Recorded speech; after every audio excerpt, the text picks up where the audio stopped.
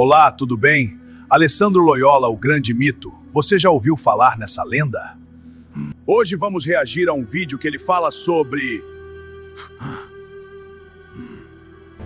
as 3 regras simples para a vida de um homem. Agora, sem mais enrolação, vamos pro vídeo? Existem 3 regras simples que devem estar impressas na vida e na cabeça, na mente de todo homem. Amor precisa de ação, confiança precisa de prova e arrependimento precisa de mudança. Porque todo homem sabe, ou pelo menos deveria saber, que o que vale mesmo não é o que você declara ou o que você diz que vai fazer, não. O que vale mesmo é o que você confirma no cotidiano por meio das suas atitudes. Cada gesto coerente fortalece o seu caráter e separa maturidade de improviso emocional. Esquece improviso emocional. O homem que segue essas 3 regras simples que eu te falei aqui, ele se torna honesto consigo mesmo e constrói uma vida verdadeiramente alinhada com a energia masculina que nasceu com ele. Então guarda na sua cabeça de uma vez por toda, vai. Amor precisa de ação, confiança precisa de prova e arrependimento precisa de mudança. Essas 3 regras devem ser tanto aplicadas em você mesmo, quanto aplicadas para selecionar as pessoas do seu convívio mais próximo. Seja sábio com isso. Baseando nessas maravilhosas palavras do Dr. Alessandro Loyola, vamos colocar o nosso ponto de vista sobre este assunto. Regra número 1. Amor sem ação é apenas ilusão. Existe uma mentira silenciosa que destrói relacionamentos todos os dias. A ideia de que sentir é suficiente. Não é.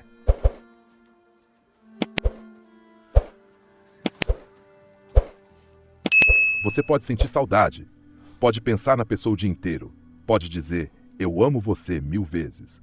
Mas se nada disso se transforma em atitude, na prática, o outro continua sozinho.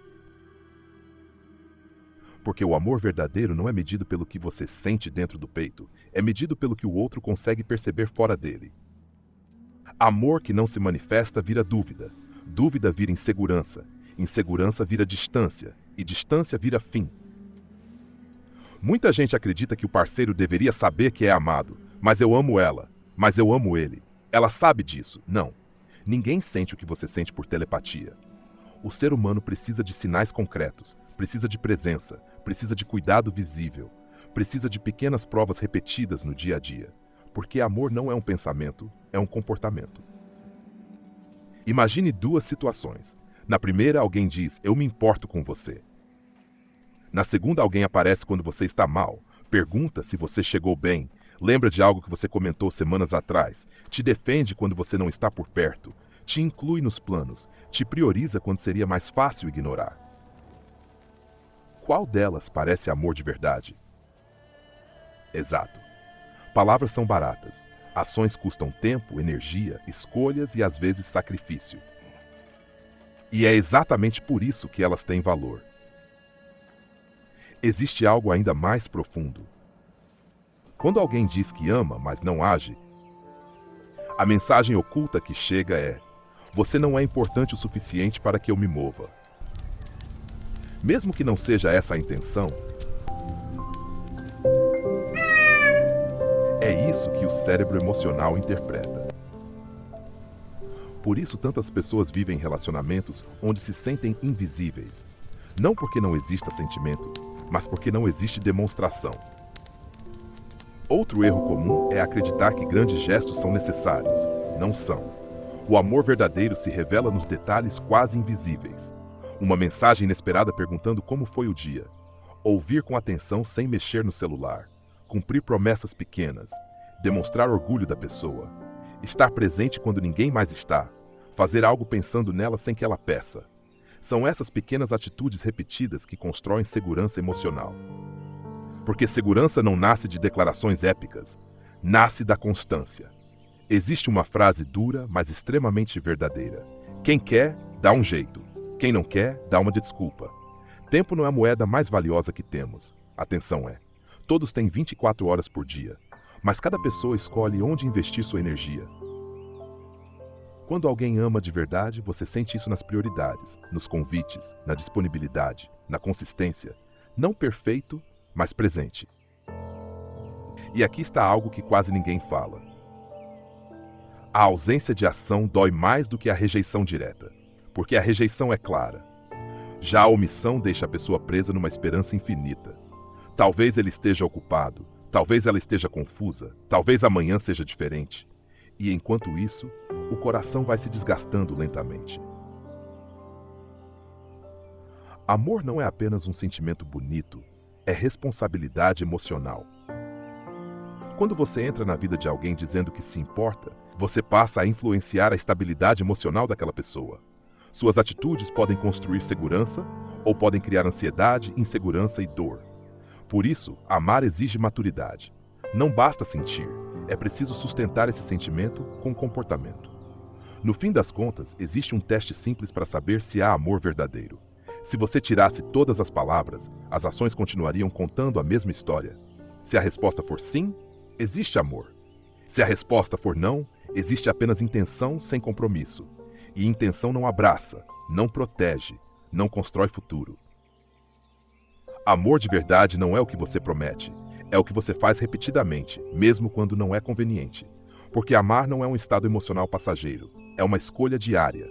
Uma escolha de aparecer, de cuidar, de priorizar, de permanecer. Ah, se tu me contas, tu me levas nesse cara dará. Vou pausar o vídeo por alguns segundos que eu preciso te fazer uma pergunta importante. Você já adquiriu o livro O Ateu que Conhece Deus? Talvez o título tenha causado um pequeno conflito na sua mente. Como alguém pode ser ateu e ao mesmo tempo conhecer Deus? Essa pergunta incomodou a minha mente por muito tempo. E foi exatamente dessa inquietação que nasceu este livro. No livro O Ateu que Conhece Deus, eu apresento uma visão sobre Deus que muitas pessoas nunca tinham considerado antes. Não é um livro feito para crenças, é um livro feito para abrir a mente. Muitas pessoas que leram disseram a mesma coisa depois de terminar. Eu nunca tinha pensado em Deus dessa forma. Então, se você gosta de questionar, se você gosta de pensar além do óbvio, esse livro provavelmente vai mexer com a sua mente. O link está logo abaixo deste vídeo. Regra de número 2. Confiança precisa de provas. Existe outro mito perigoso que destrói relações silenciosamente. A ideia de que confiança deve ser automática. Não deve. Confiança não nasce pronta. Não aparece do nada. Não é um presente gratuito que alguém entrega sem motivo. Confiança é construída, tijolo por tijolo, prova por prova. E o mais importante, ela não depende do que você promete. Depende do que você demonstra ao longo do tempo. Muita gente diz, se você me ama, deveria confiar em mim. Mas essa frase esconde uma inversão perigosa. Porque confiança não é um ato de fé cega. É uma resposta emocional à previsibilidade do outro. Você confia em quem? Cumpre o que promete. Age de forma consistente, não muda de comportamento sem explicação. Não desaparece quando é mais necessário. Não faz você duvidar da própria percepção. Confiança não nasce de discursos bonitos. Nasce da ausência repetida de motivos para desconfiar. Pense bem. Você confiaria seu dinheiro a alguém que já mentiu sobre coisas pequenas? Confiaria seu coração a alguém que aparece só quando quer? Confiaria seus sentimentos a alguém que ignora suas inseguranças? Provavelmente não. Porque o cérebro humano aprende por experiência, não por palavras. Se alguém diz você pode confiar em mim, mas age de forma oposta, o cérebro registra a ação, não a frase. Existe algo ainda mais profundo. Toda vez que uma promessa é quebrada, um pequeno pedaço da confiança morre. E não volta sozinho. Não basta dizer foi mal, não basta pedir desculpas, não basta garantir que não vai acontecer de novo. A confiança só volta quando o comportamento muda de forma consistente. E isso leva tempo. Muito mais tempo para reconstruir do que para destruir. Outro erro comum é achar que grandes gestos compensam pequenas falhas constantes. Não compensam. Um jantar caro não apaga semanas de negligência. Um pedido de desculpas dramático não anula mentiras repetidas. Um momento romântico não cura a ausência emocional contínua. Confiança não se sustenta em picos de intensidade, ela se sustenta na estabilidade. É a previsibilidade que acalma o coração. Pessoas que já foram machucadas não precisam de mais promessas, precisam de evidências.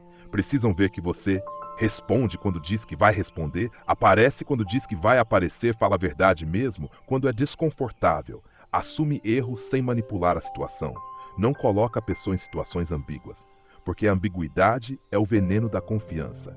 Quando alguém não sabe onde pisa, começa a viver em estado de alerta constante. E relacionamento nenhum sobrevive quando um dos dois vive se protegendo. Existe uma frase dura, mas extremamente real. Confiança é escrita a tinta e apagada a lápis. Pode levar meses ou anos para construir e segundos para rachar. E depois que racha, nunca volta exatamente ao que era antes. Pode ser reconstruída, sim, mas precisa de ainda mais provas, mais paciência, mais transparência. Outro ponto que quase ninguém fala: confiar não é ser ingênuo. Confiar é observar padrões. Amor faz você querer acreditar, mas é a consistência que permite relaxar. Sem consistência, o coração fica cansado, a mente fica inquieta e a relação vira um campo minado emocional. No fundo, toda pessoa que pede provas não está sendo difícil. Ela está tentando se sentir segura. Está tentando responder à pergunta silenciosa: eu posso baixar a guarda com você? E segurança emocional é um dos maiores atos de amor que alguém pode oferecer. Não com palavras, mas com atitudes previsíveis, honestas e estáveis. No final das contas, existe um teste simples. Se tudo o que você diz fosse apagado, suas atitudes fariam alguém confiar em você? Se a resposta for sim, existe base sólida. Se a resposta for não, existe apenas expectativa sem sustentação. E expectativa sem provas vira ansiedade. Ansiedade vira desgaste, desgaste vira afastamento. Confiança não é um salto no escuro, é uma ponte construída lentamente, onde cada atitude é uma nova tábua que impede a queda. Sem essas tábuas, ninguém atravessa. Regra de número 3. Arrependimento precisa de mudanças. Existe uma das frases mais usadas e, ao mesmo tempo, uma das menos compreendidas nos relacionamentos. Eu me arrependo. Mas aqui está a verdade que poucos têm coragem de dizer. Arrependimento sem mudança é só culpa passageira. E culpa passageira não reconstrói confiança, não cura feridas, não impede que o mesmo erro aconteça de novo. Muita gente acredita que pedir desculpas resolve. Não resolve. Um pedido de desculpas pode aliviar a consciência de quem errou, mas não apaga a dor de quem foi ferido. Porque quem sofreu não precisa apenas ouvir que você sente muito, precisa sentir que aquilo não vai se repetir. E essa sensação não vem de palavras, vem de comportamento transformado. Existe uma diferença brutal entre 3 coisas que as pessoas confundem: culpa, sentir-se mal pelo que fez; remorso, desejar não ter feito; arrependimento verdadeiro, mudar para não fazer novamente. Muita gente para nos 2 primeiros. Chora, promete, se emociona, jura que nunca mais. Mas quando a situação se repete, age exatamente da mesma forma. Isso não é arrependimento, isso é apenas reação emocional momentânea. Pense bem, se alguém quebra algo seu e diz desculpa, mas continua quebrando outras coisas, você acreditaria que essa pessoa realmente mudou? Provavelmente não. Porque o cérebro humano confia em padrões, não em discursos. Mudança é o único sinal inequívoco de arrependimento genuíno. Outro ponto doloroso: quem foi machucado não precisa de intensidade emocional. Precisa de segurança. Não importa o quanto alguém chore, implore ou faça declarações dramáticas. Se o comportamento permanece igual, o sentimento perde credibilidade. É por isso que tantas pessoas dizem: ele pediu desculpas, mas nada mudou. Ela disse que ia melhorar, mas continua igual. E cada repetição do erro faz o pedido anterior parecer vazio. Existe uma frase dura, mas extremamente verdadeira. Se você realmente entendeu o impacto do que fez, sua postura muda automaticamente. Porque quando algo dói de verdade em alguém que amamos, o instinto natural é evitar causar essa dor novamente. Se não há esforço visível, talvez não tenha havido compreensão real. Arrependimento verdadeiro não é confortável. Ele exige reconhecer sem se justificar, assumir responsabilidade total, enfrentar as consequências, mudar hábitos profundamente enraizados, aceitar que a confiança não voltará rápido, isso dói. Dá trabalho, exige maturidade emocional. Por isso é raro. É muito mais fácil pedir desculpas do que se transformar. Outro erro comum é achar que grandes gestos compensam a falta de mudança. Não compensam. Presentes, surpresas, promessas, declarações públicas. Nada disso substitui consistência diária. Porque quem foi ferido não quer um momento bonito, quer paz constante, quer não precisar ficar esperando a próxima decepção. Existe algo ainda mais profundo. Quando o erro se repete após um pedido de desculpas, a dor não é só pelo erro em si, é pela sensação de ter acreditado à toa. E isso machuca duas vezes. Primeiro pelo que aconteceu, depois por perceber que a esperança foi em vão. Arrependimento verdadeiro se reconhece por 3 sinais claros. Consciência, a pessoa entende exatamente o que fez e por que foi errado. Mudança, o comportamento começa a ser diferente na prática. Essa mudança se mantém ao longo do tempo. Sem esses 3 elementos, existe emoção, mas não transformação. No fundo, toda pessoa que escuta "me desculpa" está tentando responder a uma pergunta silenciosa: eu vou precisar sofrer isso de novo? Se a resposta implícita for sim, o coração começa a se fechar. Não por falta de amor, mas por instinto de sobrevivência emocional. No final das contas, existe um teste simples. Se ninguém ouvisse suas palavras, suas atitudes mostrariam que você realmente mudou? Se sim, há arrependimento verdadeiro. Se não, há apenas medo de perder alguém, não consciência do erro. E medo passa. Mudança permanece. Arrependimento real não tenta convencer. Ele prova em silêncio, dia após dia, através de novas escolhas. Porque pedir perdão é fácil. Difícil é se tornar alguém que não precise pedir pelo mesmo motivo outra vez.